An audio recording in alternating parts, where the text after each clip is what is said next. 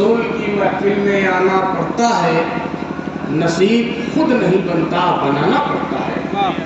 خدا رسول کی محفل میں آنا پڑتا ہے، نصیب خود نہیں بنتا بنانا پڑتا ہے۔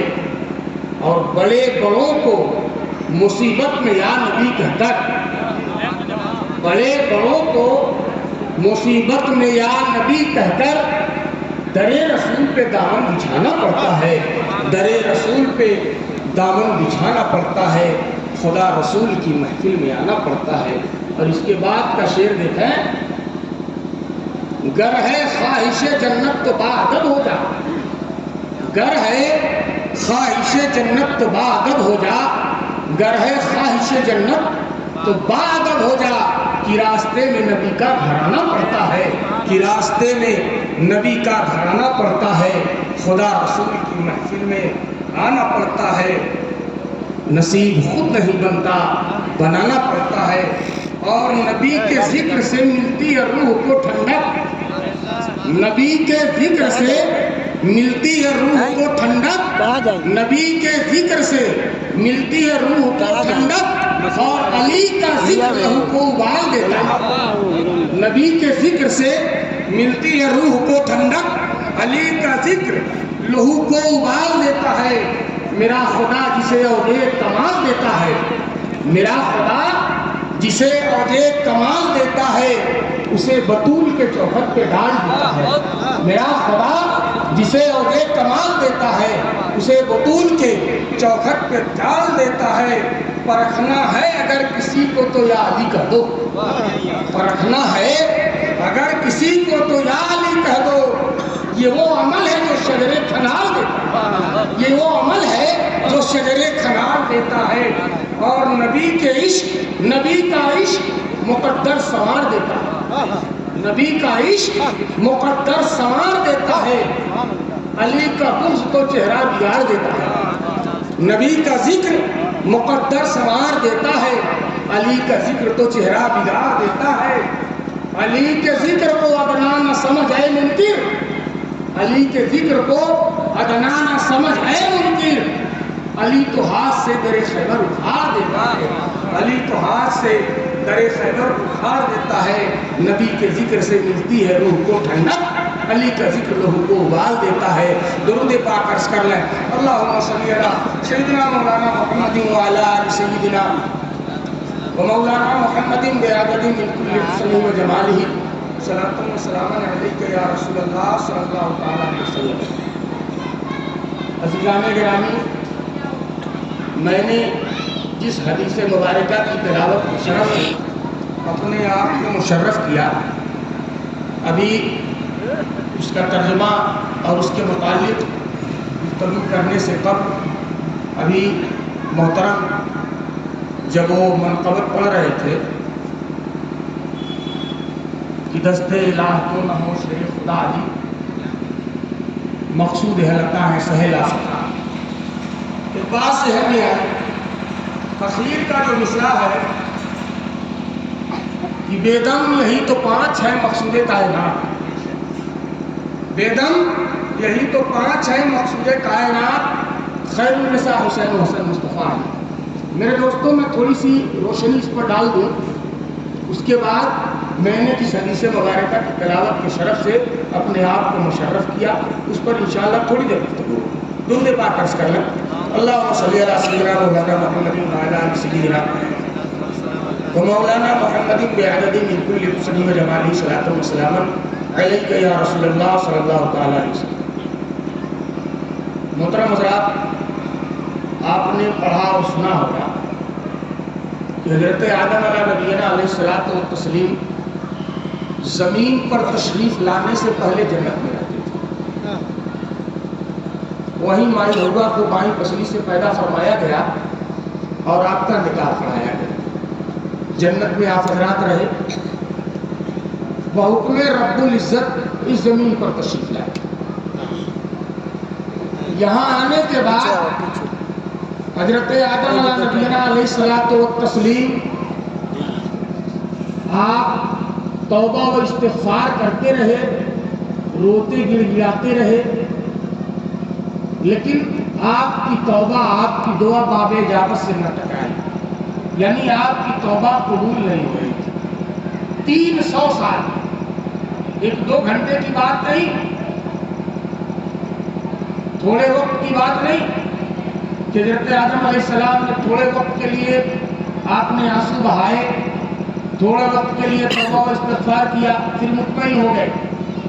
نہیں میرے دوستو، 300 سال آپ مسلسل گریہ بساری کرتے رہے، توبہ و استغفار کرتے رہے، روتے گڑگڑاتے رہے، لیکن مرضی مولا آپ کی توبہ قبول نہیں۔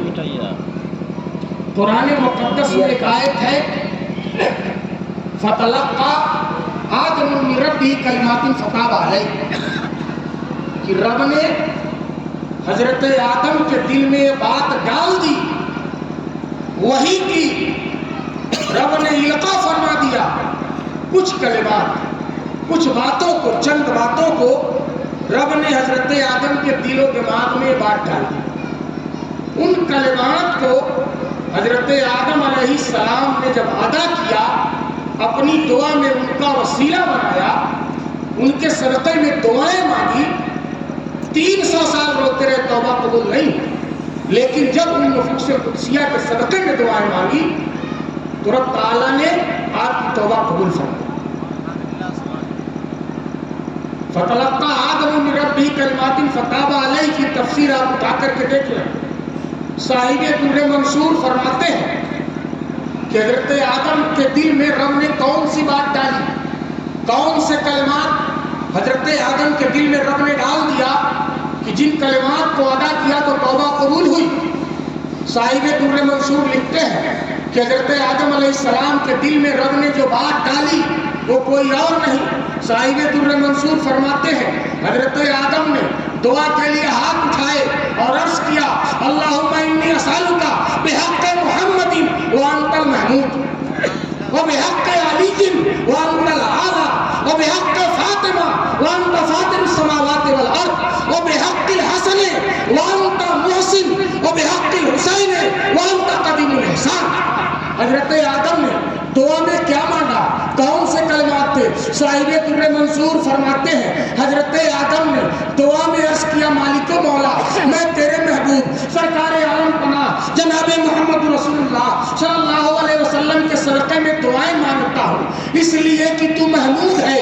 میں حضرت مولا علی کے صدقے میں دعائیں مانگتا ہوں، اس لیے کہ تو اعلیٰ ہے۔ حضرت فاطمہ کے صدقے میں دعائیں مانگتا ہوں، اس لیے کہ تو فاطر السماوات والارض ہے۔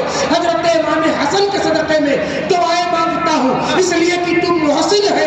حضرت امام حسین کے صدقے میں دعائیں مانگتا ہوں، اس لیے کہ تو قدیم الاحسان ہے۔ ان نفوس قدسیہ کے صدقے میں جب حضرت آدم نے دعا کی، ان کے نام کا وسیلہ بنایا، رب تعالیٰ نے آپ کی دعا قبول فرمائی۔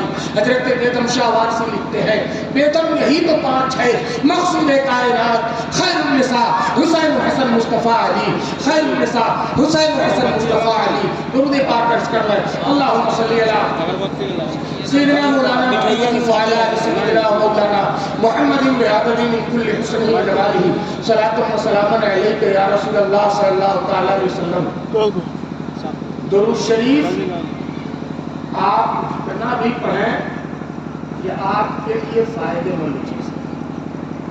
میرے آقا نے فرمایا فرائض و واجبات کے بعد سب سے بہتر عمل، سب سے بہتر وظیفہ آپ کی بارگاہ میں درود پاک ہے۔ جتنے بھی درود شریف ہیں ہم جو بھی پڑھیں ہمیں ثواب ملے، لیکن ہمارے سلسلے میں ہمارے شیخ نے جس درود شریف کو بتایا ہے اس کی بات ہی نرالی، جو اکثر و بیشتر فاتحہ وغیرہ میں پڑھے جاتے ہیں۔ بھیا کا فرمان بھی تھا کہ آپ تھوڑی سی اس پر روشنی ڈالیں، جسے ہم آپ درود تاج کے نام سے جانتے ہیں۔ لمبی درود شریف ہے، لیکن اس کے معنی اگر آپ دیکھ لیں، اس کی معانی دیکھیں تو واقعی دیکھنے کی چیز چیز ہے اور سمجھنے کی چیز ہے۔ کسی عاشق رسول سے کسی نے پوچھا کہ آپ کے محبوب کیسے ہیں، آپ کے محبوب کیسے ہیں؟ تو اس عاشق رسول نے جواب دیا، اللہم صلی علی سیدنا و مولانا محمد صاحب التاج والمراج والبراق والعلم۔ کہا کہ میرے محبوب، میرے آقا تاج شفاعت والے ہیں، شفاعت کے تاج کے مالک ہیں، تمام امتیوں کی شفاعت کریں گے، صاحب التاج والمراج، اور معراج والے بھی ہیں۔ معراج شریف کا شرف جو میرے آقا کو نصیب ہوا وہ کسی اور کو نہیں ہوا۔ صاحب التاج والمراج والبراق، اور صاحب براق ہے، براق کی سواری اگر کسی کو میسر آئی تو میرے آقا کی ذاتی گرامی۔ والعالم، اور عالم شفاعت آپ کو فرمائے۔ کہا محبوب کرتے کیا ہے؟ تو کہا دافع البلاء والبوائی والقحط والمرض والعلم۔ کہا کہ میرے آقا بلاؤں کو دفع کرتے ہیں، بلاؤں کو دور کرتے ہیں، وباؤں پریشانی کو دور کرتے ہیں، قحط کو دور، مرض کو دور، اور غم و اندوہ کو بھی دور کرتے ہیں۔ کہا ان کا نام کہاں لکھا ہوا ہے؟ کہاں ان کا نام لکھا ہے؟ تو آپ نے پڑھا ہوگا، سنا ہوگا کہ آسمانی نام میرے آقا کا احمد ہے اور زمینی نام محمد ہے صلی اللہ علیہ وسلم۔ تو کہا اسمہ مکتوب مرفوع منفوش فی اللوح والقلم۔ کہا میرے آقا کا نام یہ کہاں لوح و قلم پر لکھا ہوا ہے؟ لوح محفوظ میں لکھا ہوا ہے، مرفوع بھی ہے، مشروع بھی ہے، منقوش بھی ہے۔ کہا سرکار کہاں کے ہیں؟ تو کہا سید العرب والعجم، کہ آپ یہ مت سمجھنا کہ میرے آقا کی پیدائش عرب میں ہوئی تو سرکار صرف عرب کے ہی سردار ہے، بلکہ سید العرب والعجم کی عجم کے بھی بادشاہ ہے، عجم کے بھی سردار ہے اور عرب کے بھی سردار ہے۔ کہا ان کا جسم کیسا ہے؟ تو کہا جسم ہو مقدس معطر مطہر منور فی البیت والحرم۔ کہا ان کا جسم مقدس ہے، معطر ہے، رب نے خوشبوؤں سے معطر کر کے بھیجا ہے، مطہر اور پاک و صاف بنا کر کے بھیجا ہے، منور فی البیت والحرم۔ اس کے بعد کہا چہرہ کیسا ہے؟ تو کہا چہرہ مبارک شمس الضحیٰ بدر الدجیٰ صدر العلا نور الہدیٰ کہف الورى مصباح الظلم۔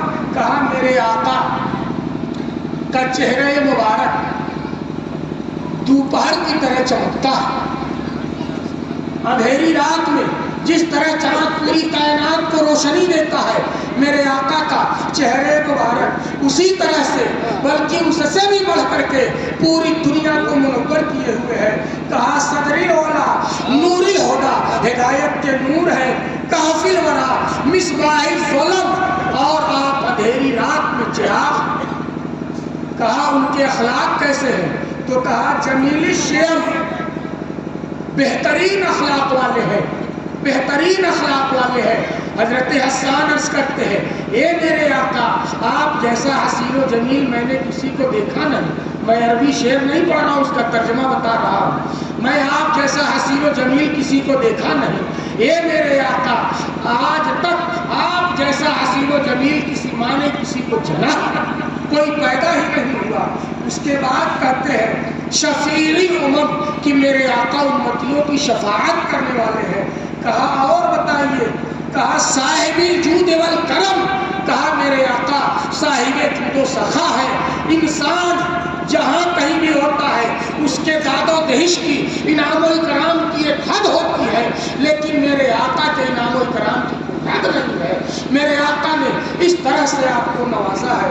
کہا ان کی حفاظت کون کرتا ہے؟ تو کہا اللہ عاصمہ، ان کی حفاظت انسان کے بس کی بات نہیں ہے، ان کی حفاظت رب تعالیٰ خود ہی فرماتا ہے۔